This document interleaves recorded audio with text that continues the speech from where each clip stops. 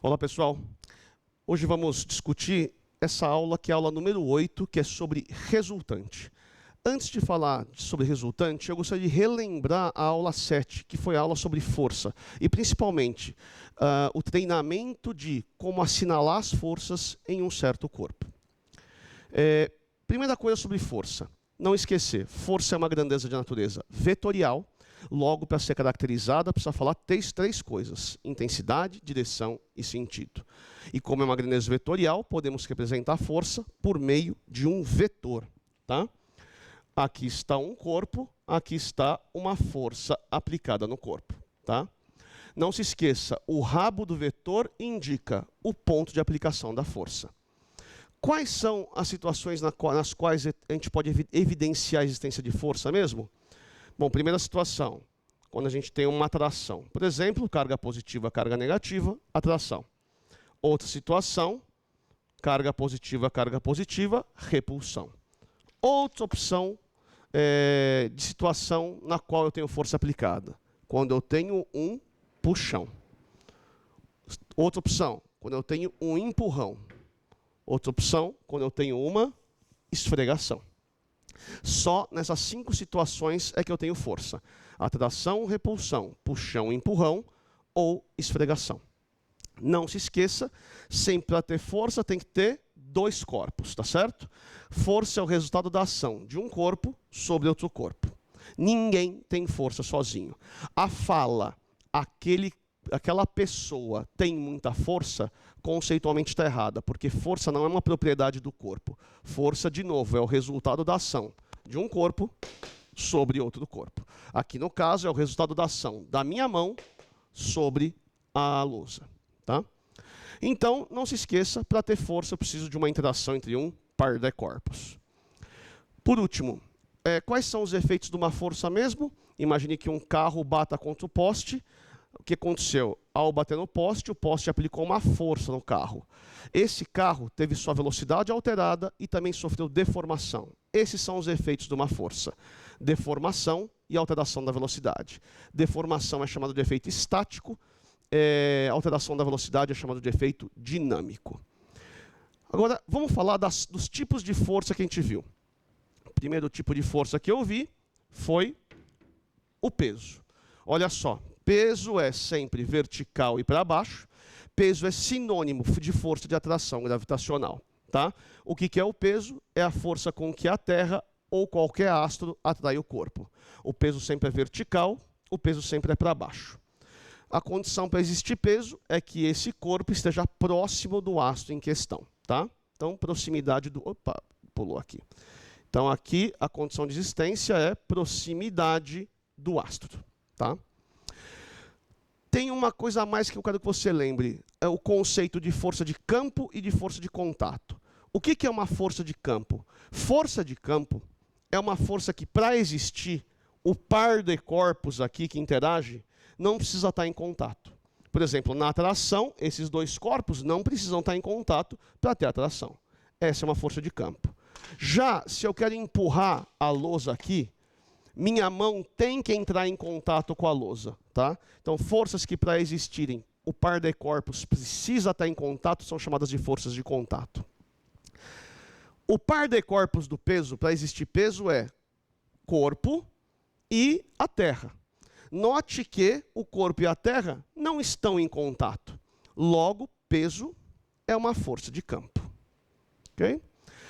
Próxima força, a tal tração.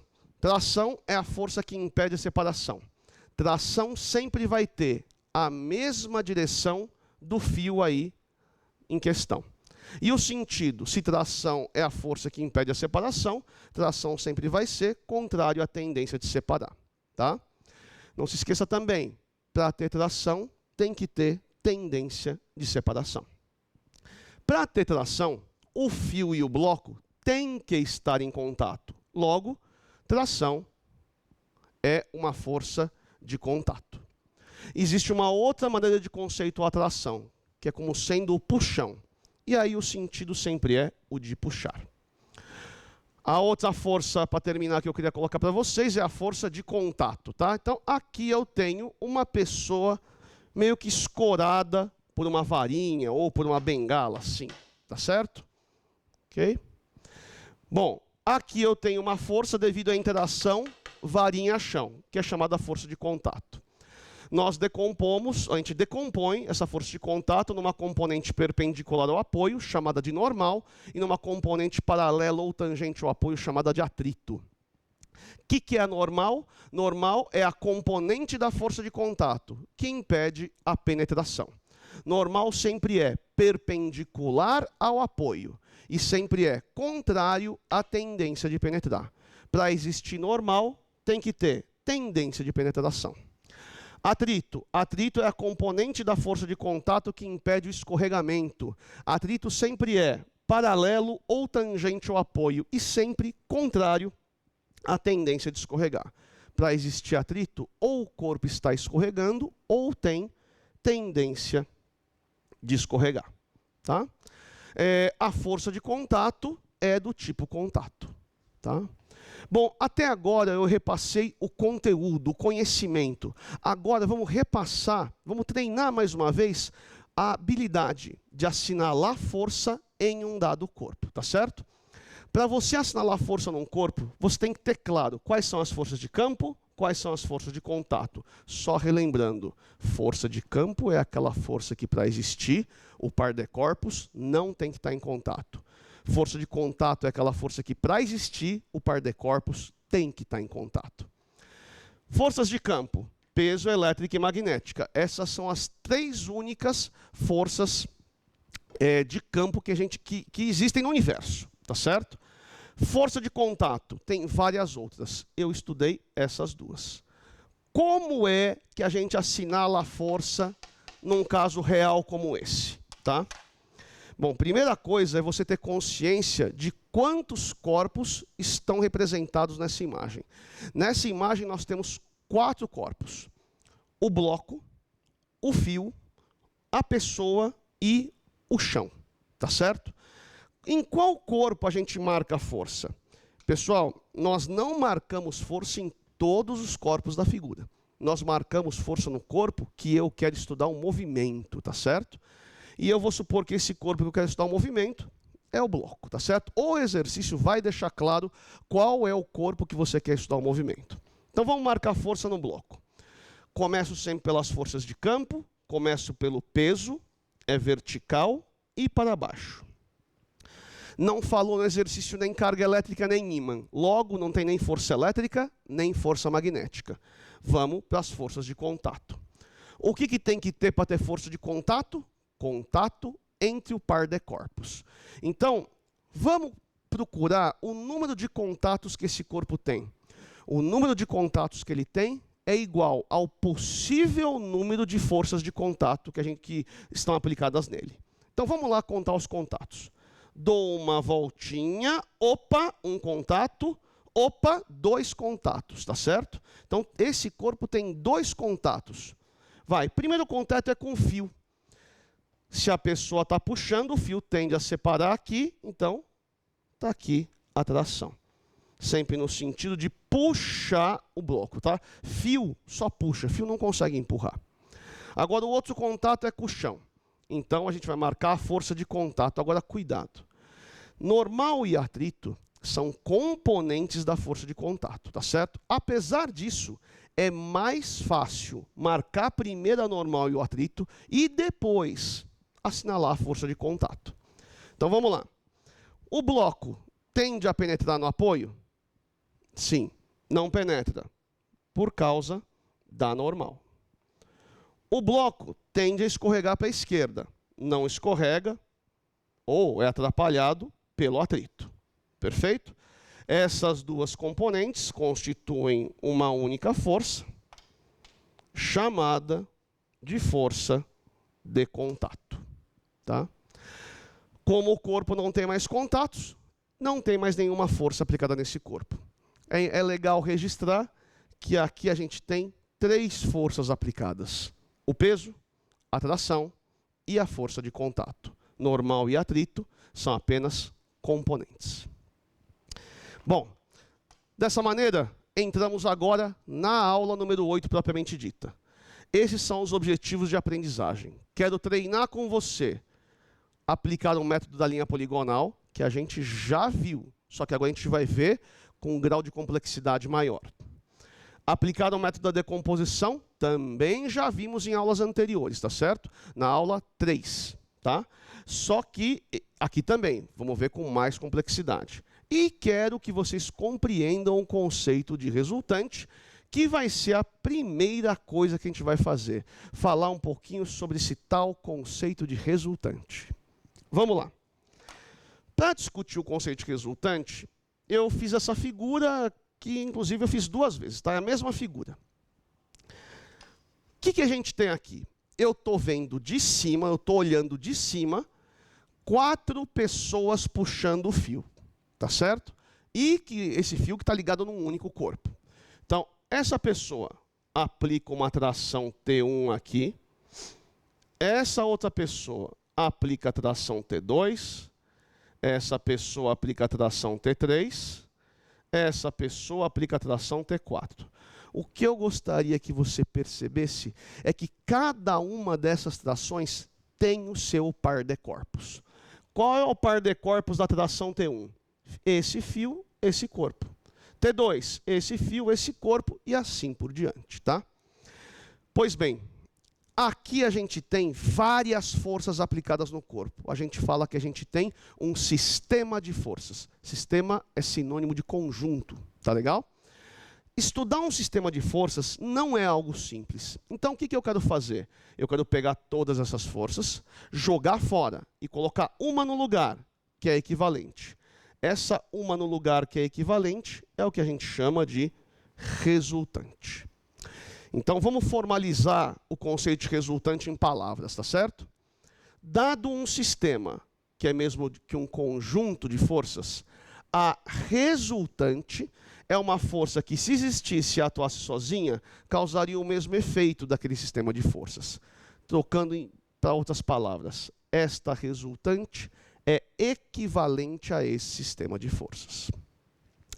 Agora, gente, muito cuidado com a palavra equivalente, tá certo? Quando a gente fala que A é equivalente a B, dá a impressão que A é equivalente a B em relação a tudo, tá certo? Vamos pegar, por exemplo, eu e o coordenador aqui da unidade, que é o César, tá certo? Nós somos equivalentes quanto ao número de dedos da mão. Nós ambos temos 10 dedos, tá certo? Agora, nós não somos equivalentes quanto à cor do cabelo. Meu cabelo é escuro, o cabelo do César tende mais para o grisalho, tá certo? Então, isso é uma coisa importante. Equivalência é equivalência em relação a alguma coisa. Tá bom? Mas o que isso tem a ver com esse nosso papo? Gente, quais são os efeitos que uma força pode ter? A força tem 2 efeitos, o estático e o dinâmico. Estático é a deformação, dinâmico é a alteração da velocidade. Tá certo? A resultante é equivalente a um sistema de forças apenas quanto ao efeito dinâmico das forças. Ou seja, a resultante não serve para estudar deformação. Tá legal? Então vamos colocar isso aqui na nossa frase. Dado um sistema de forças, a resultante é uma força que, se existisse e atuasse sozinha, causaria o mesmo efeito dinâmico das forças. Tá?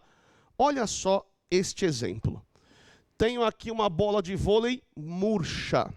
Venho aqui, aplico uma força de 100 newtons assim, aplico uma força de 100 newtons assim, tá? A resultante delas é 0, mas a bola vai deformar. Daí alguém vai falar, nossa, resultante 0 e o corpo deforma? Tudo bem, pessoal, resultante não tem nada a ver com deformação, tá? A última coisa do conceito de resultante. Lembra, cada força tem o seu par de corpos. Para ser força, pessoal, precisa ser resultado da interação entre o par de corpos. Tá?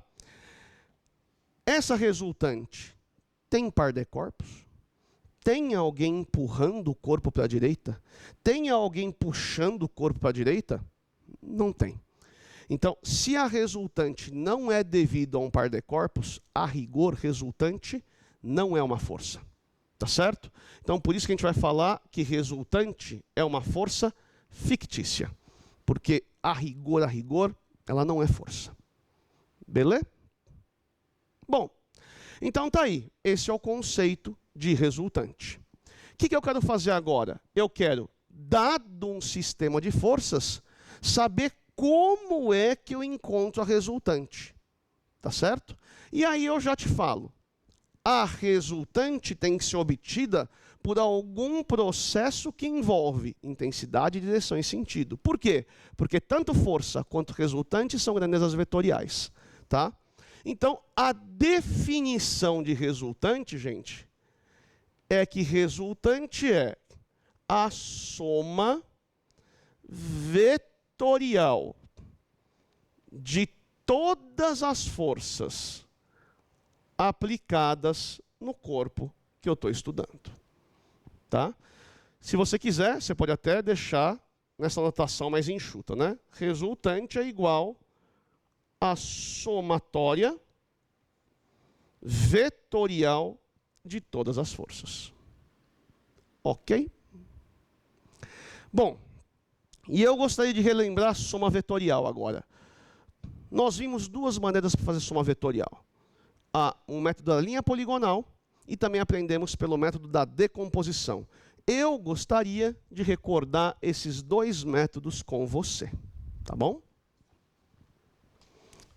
Vamos lá, então. Temos aqui esses três vetores. Tá certo? Eu quero fazer a soma vetorial pelo método da linha poligonal. Então, vou chegar aqui, pegar F1. Podia ter pegado qualquer outro, viu? A ordem não importa. Copiei e colei.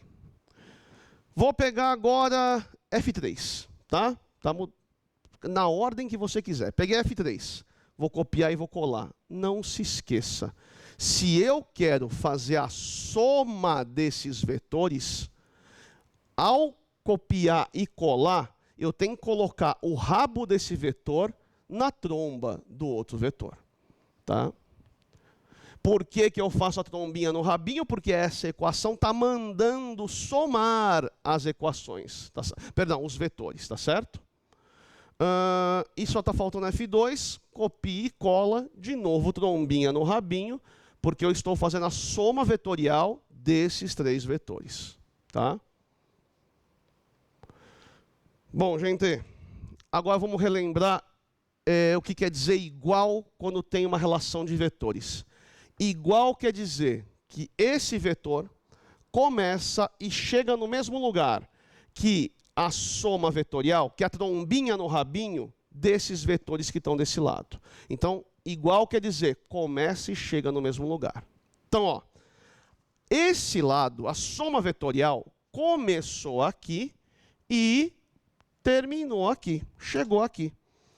A resultante tem que começar e chegar no mesmo lugar. Tem que começar e chegar aqui no mesmo lugar. Tá? Intensidade, direção da resultante horizontal, sentido para a direita, e a intensidade, aí tem duas opções. Se tiver papel quadriculado, conta os quadradinhos. Se não tiver, aí você tem que apelar para a geometria. Aí vira um problema de geometria. Tá? Bom, outro processo vetorial que é importante para nós é a decomposição. Tenho uma força F. Como é que eu faço para decompor? Eu tenho que adotar eixos. Tá? Os eixos que eu estou adotando são um eixo x e y, um na horizontal, outro na vertical. Tá certo? Nem sempre os eixos x e y são na horizontal e na vertical, viu? Por enquanto, nós só vamos trabalhar com eixos na horizontal e na vertical. A partir da aula 14, nós vamos colocar eixos em outras direções. E além de colocar eixos na outra direção, nós vamos treinar lá para frente a habilidade de escolher como é que são os eixos, tá certo? Mas por enquanto, só na horizontal e só na vertical. Vem aqui na força, decompõe. Vem aqui na força, decompõe. Essa é uma componente, eu vou chamar de Fx. Essa é outra componente, que eu vou chamar de Fy. Bom, eu tenho que saber calcular Fx e Fy. De novo, se tiver papel quadriculado, se tiver escala, conta quadradinho.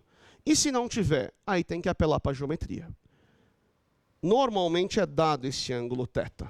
Eu faço cateto adjacente sobre hipotenusa, que é F. Isso aqui é cosseno do ângulo θ.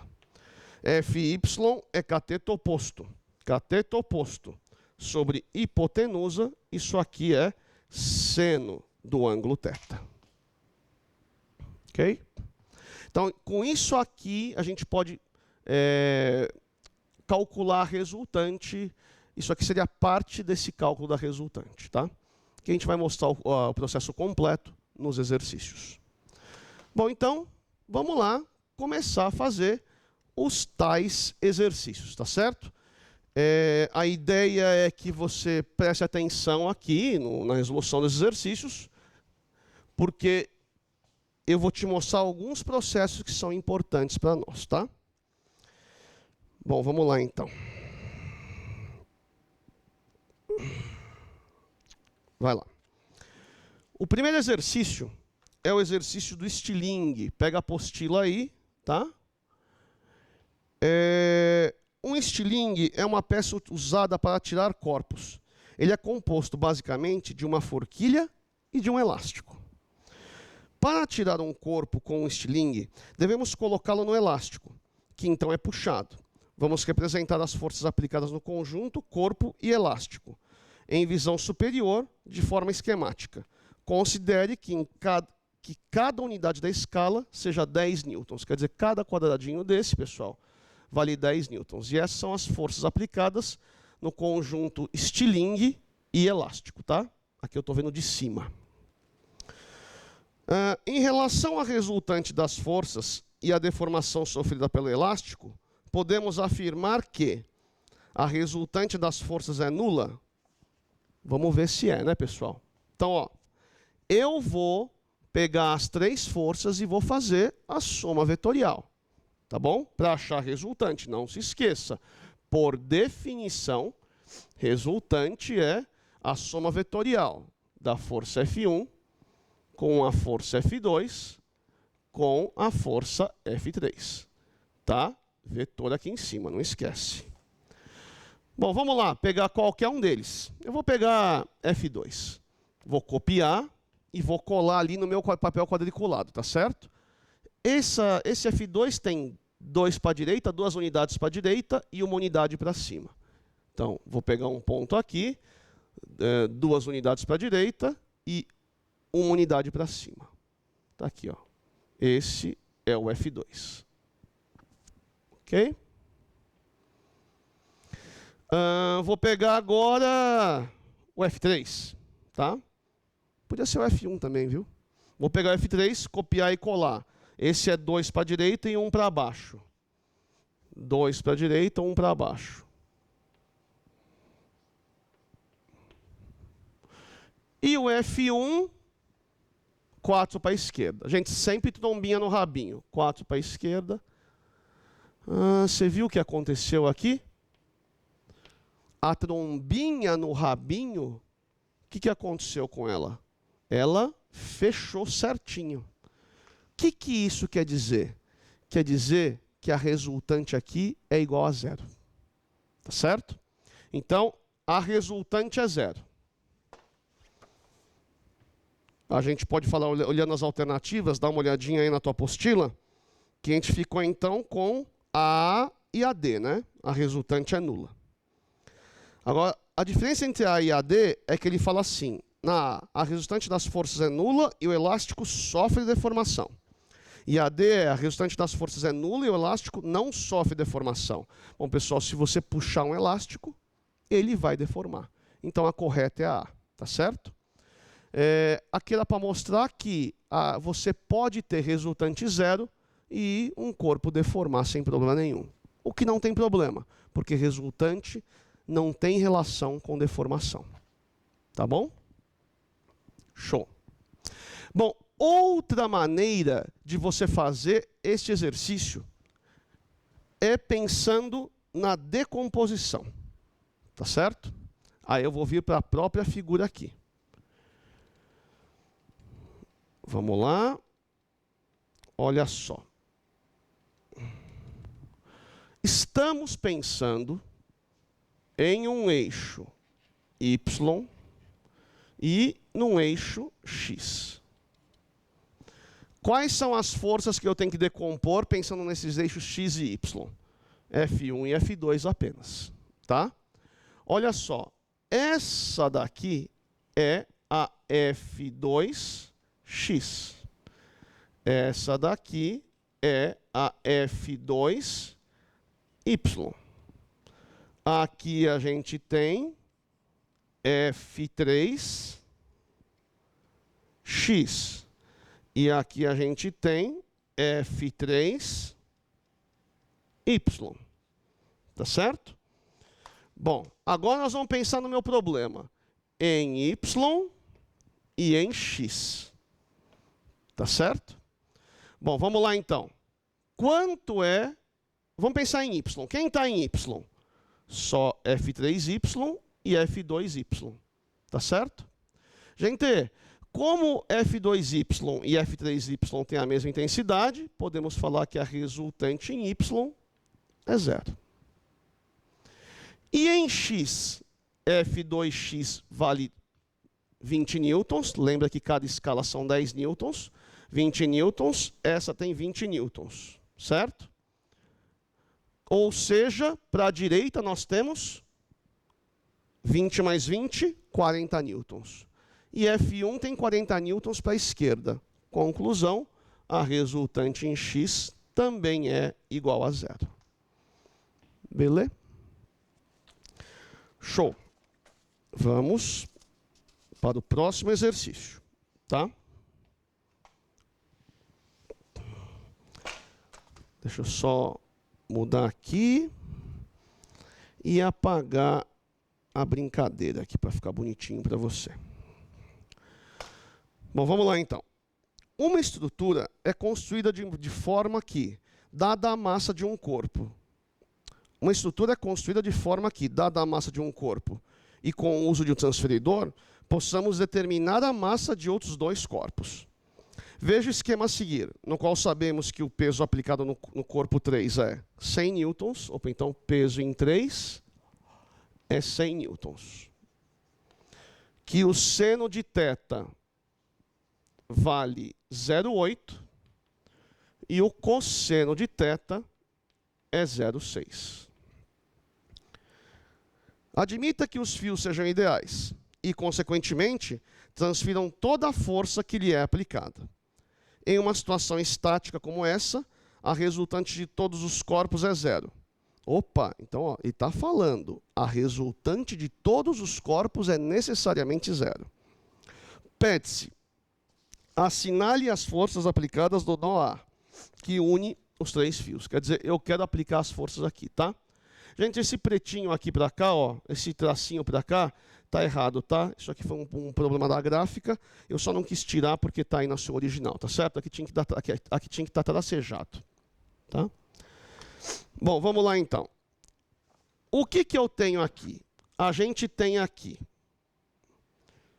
aplicado o P3, peso aplicado em 3. Aqui o peso aplicado em 2. E aqui o peso aplicado no corpo 1. Tá? Hoje eu não vou detalhar muito, mas a gente pode falar que essas forças, a intensidade dessas forças é transferida para cá. P1, P2, P3. Tá? Mais para frente, no curso de estática, a gente vai justificar melhor isso. Tá bom? Bom, e agora? Como é que a gente pode fazer esse problema aí? A gente sabe que a resultante é zero. Tá? Então, uma maneira de fazer esse problema, o que ele está querendo mesmo? Ele está querendo assinalar as forças, a gente assinalou. B, calcule a intensidade dos pesos aplicados no corpo 1 e 2. Quer dizer, ele quer P1 e quer P2. Tá bom? Não se esqueça, a resultante é zero. Se a resultante é zero, a soma vetorial dessas três forças tem que ser zero. Tá? Então, se eu for fazer a trombinha no rabinho deles, tem que fechar. Se eu pegar aqui P3, trombinha no rabinho com P2, trombinha no rabinho com P1, tem que fechar bonitinho. Por quê? Porque a resultante é zero. Tá? Esse aqui é o ângulo de P3 com a horizontal, que é o bom e velho ângulo θ. Qual que eu tenho? Essa daqui. E quero essas duas. Vamos lá. Cateto oposto sobre hipotenusa. Isso aqui é seno de θ. Então, P2 é o que eu quero. P3 vale 100. Seno de θ é 0,8. Portanto, P2 é 80 newtons. Cateto adjacente, P1 sobre hipotenusa, que é P3, é cosseno do ângulo θ. Então, como é que fica aqui? P1 é o que você quer, P3 é 100, cosseno é 0,6. Portanto, P1 é 60 newtons que você obtém. Tá bom? E assim a gente matou esse exercício utilizando o método da linha poligonal. Tá? Agora, esse exercício a gente também pode fazer pelo método da decomposição. Como é que a gente faz isso? Bom, vamos lá. Eu vou chegar aqui e vou adotar eixos. Estamos adotando sempre eixo na horizontal e na vertical. Ok? Bom, em relação aos meus eixos, a única força que eu tenho que decompor é esse P3. Bom, bora lá decompor. Bora lá decompor. Venho aqui no P3, decomponho. Essa daqui é a P3X. E essa daqui é a P3Y. Tá? Maravilha. Vamos lá então fazer esse problema, tá? Aqui nesse canto.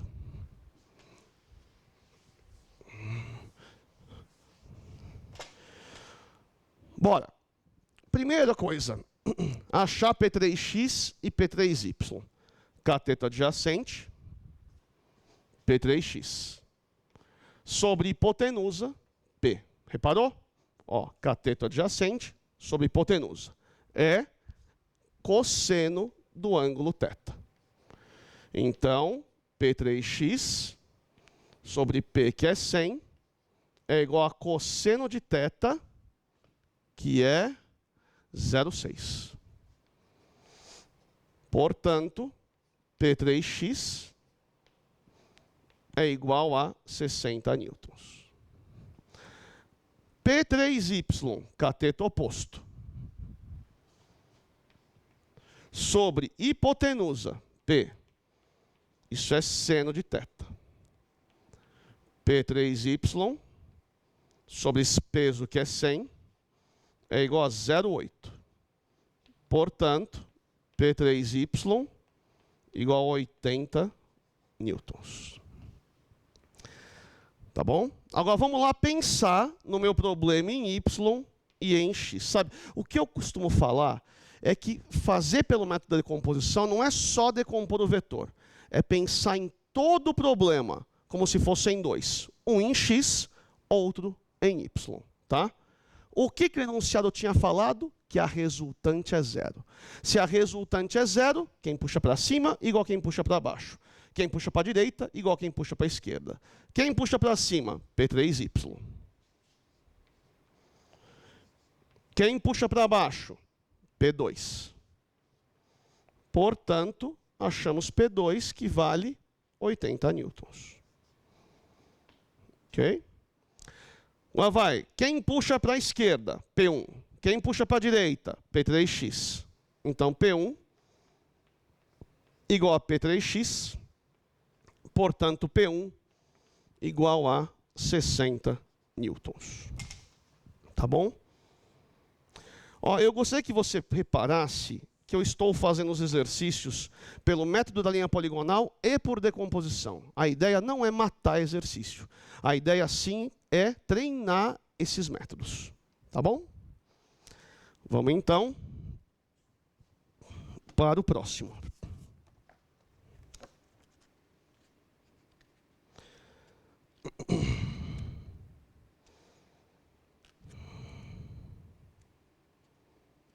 Ok, chegamos. Agora, a gente vai apagar a lousa aqui. E vamos partir para o próximo exercício, tá? Um brinquedo muito famoso e frequentado em parques de diversões é o chapéu mexicano. Caso tenhamos interesse em estudar o movimento executado pela pessoa que está se aventurando no brinquedo, podemos representar seu movimento esquematicamente, como se fosse um pêndulo cônico. Admitindo que o peso de cada banco é 60 newtons e que a resultante na posição indicada no esquema seja horizontal, ó, isso é importante, viu? Isso é muito importante. Esse exercício está afirmando que a resultante é horizontal. O que quer dizer a resultante ser horizontal? Quer dizer que ela é ou horizontal e para a direita, ou horizontal e para a esquerda. Quer dizer, a resultante não apresenta componente vertical. A componente vertical da resultante é zero, tá? Isso é uma linguagem que é importante você se apropriar. Então, admitindo que o peso de cada banco é 60 newtons e que a resultante da posição indicada no esquema seja horizontal, analise as afirmações a seguir. Há 3 forças aplicadas no corpo. Bom, pessoal, olha só, vamos utilizar nosso bom e velho método, tá? Deixa eu só selecionar aqui uma cor, eu não gostei muito do magenta, não. Vou pegar o vermelho, tá? Vai. Forças aplicadas. Como é que era? Começo pelas forças de campo. Começo pelo peso. Vertical e para baixo. Não falou nem em carga elétrica, nem em ímã, não tem nem força elétrica, nem magnética. Vamos para as forças de contato. Vamos dar uma voltinha procurando os contatos. Dei a volta, opa, só tem um contato, esse contato é com um fio. Então, a gente vai ter aqui tração.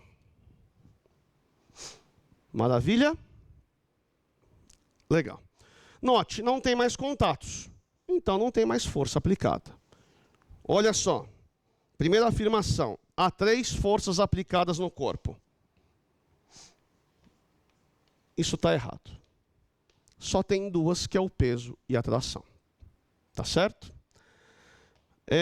Sabe, aqui é muito comum as pessoas quererem desenhar uma resultante para cá.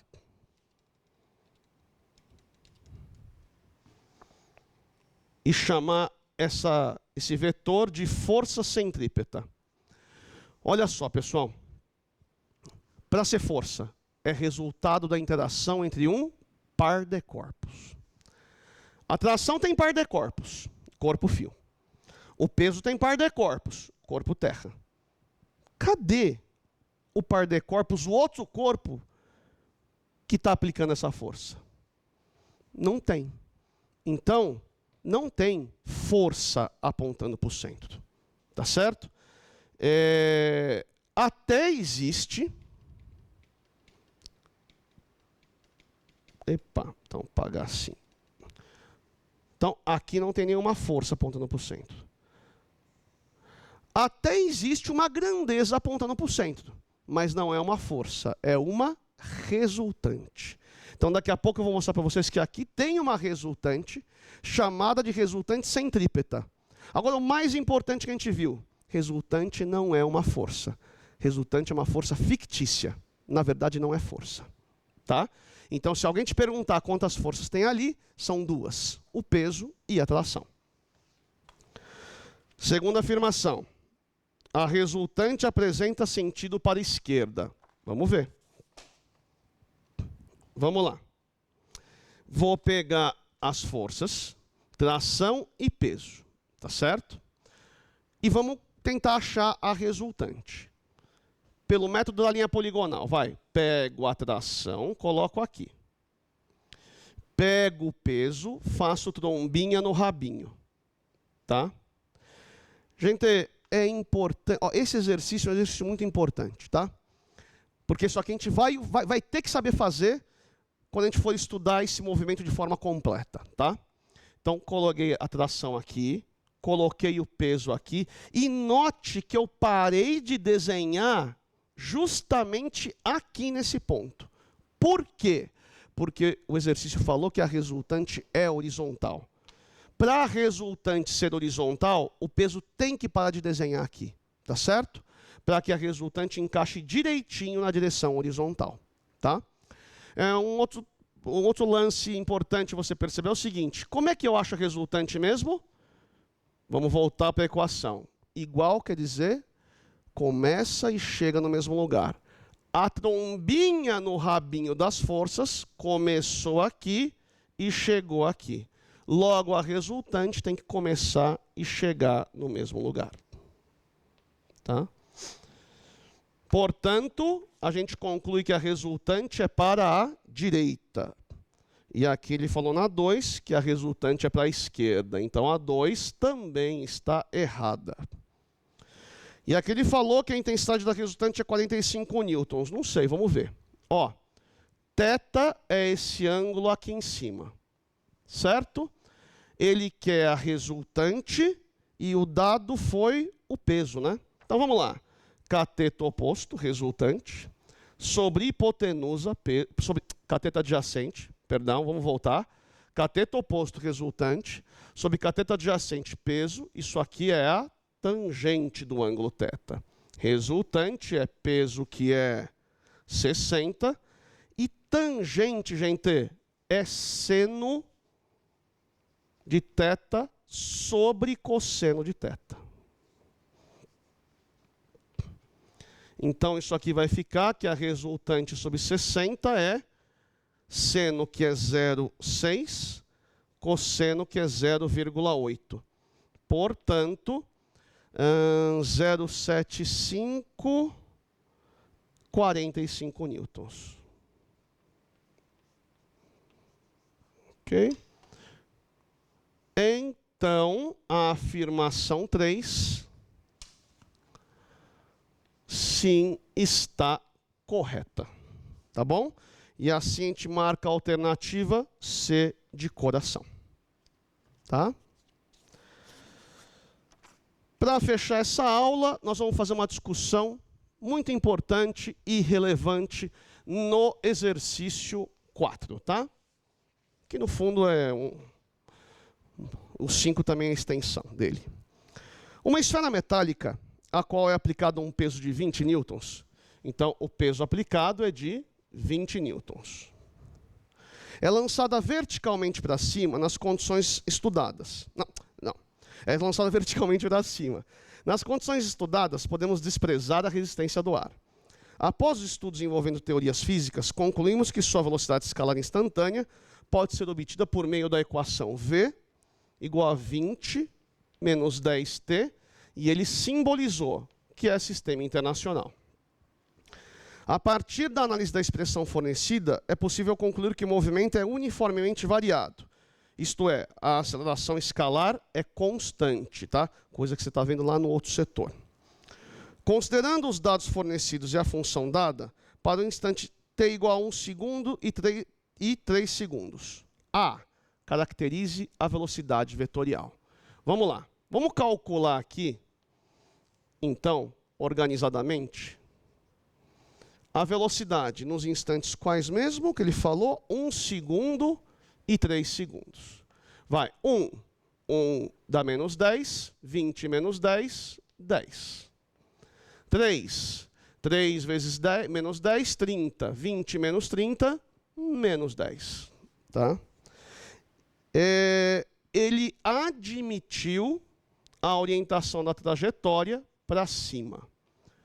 E ele quer que eu represente aqui a velocidade vetorial no instante 1 segundo e no instante 3 segundos.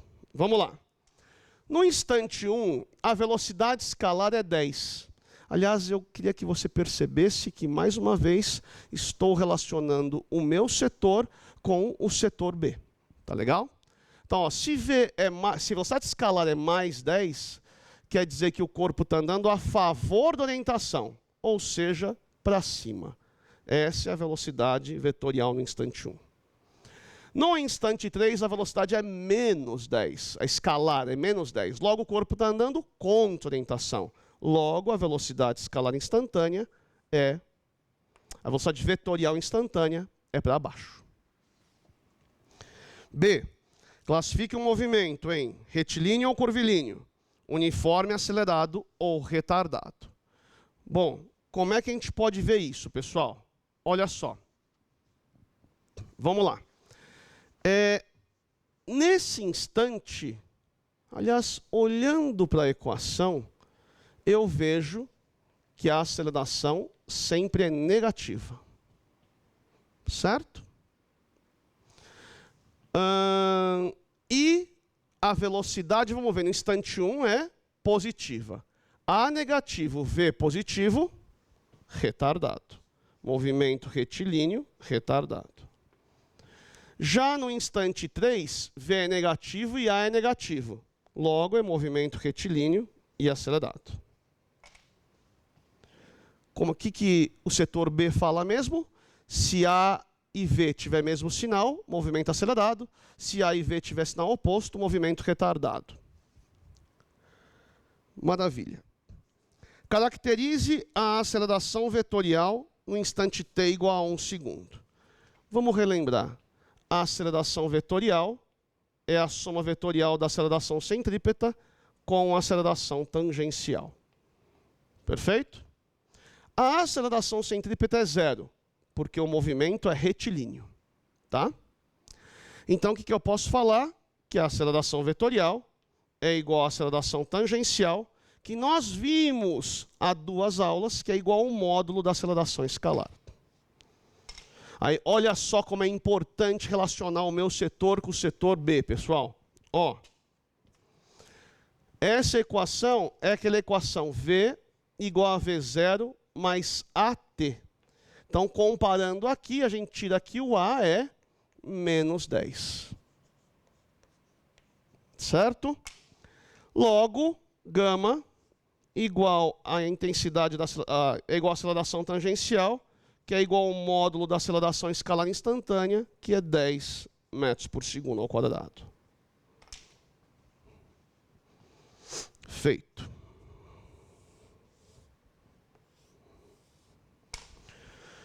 Para terminar, após comparar todas as grandezas físicas associadas à situação, assinale a alternativa correta.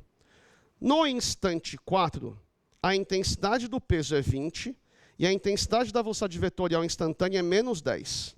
Logo, o peso é mais intenso que a velocidade. Pessoal, essa comparação não pode ser feita. Peso é Newton, peso é força, velocidade é metros por segundo. Tá certo? Seria a mesma coisa que falar o seguinte: eu tenho 44 anos, uma pessoa tem 70 quilogramas. Logo, 70 quilogramas é maior que 44 anos. Isso não faz o menor sentido. Não se comparam grandezas diferentes. No instante 1, o peso é 20 newtons e a intensidade da velocidade vetorial instantânea é 10. Logo, o peso é mais intenso que a velocidade. Não se comparam grandezas diferentes de novo. Está errado. C. No instante 1 segundo, a resultante é 10 newtons vertical e para baixo. Não, pessoal. Ó, durante todo o movimento,